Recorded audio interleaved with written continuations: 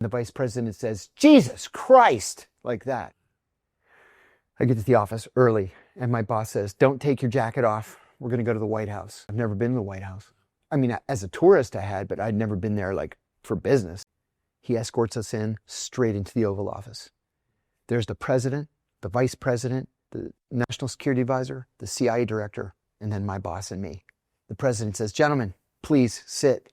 So we all sit. And I remember saying to myself, my friends would never believe me if I told them where I was right now.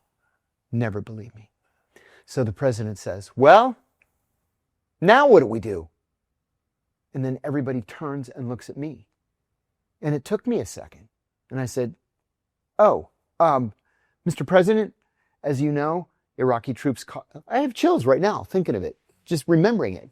I said, Iraqi troops crossed the Kuwaiti border at 2 o'clock in the morning. They seized the entirety of Kuwait. The royal family has fled to Saudi Arabia, blah, blah, blah, blah. And he says, do we know who is in charge in Kuwait right now? I said, yes, sir, we do. The Iraqis made an announcement that Dr. Ahmed Khatib is now the occupation governor of Iraq. Do we know anything about him? I said, yes, sir. I had actually written an article about him a month earlier just because he was interesting to me. He's a medical doctor.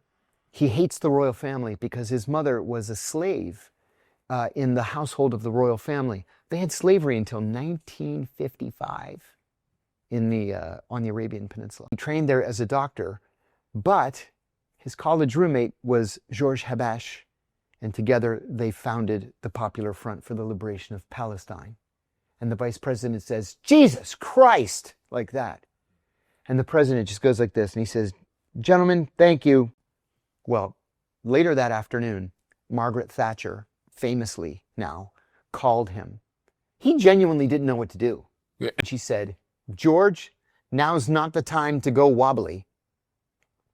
Next thing you know, we have 6 aircraft carrier battle groups on their way to the Gulf, 250,000 ground troops, and we liberated Kuwait, February 1991. It was 26. And was there any part of you, it's like, I shouldn't be here, I don't really know what I'm saying? Oh, everybody has imposter syndrome. All of us did. Yeah. I remember thinking, why me? Who am I?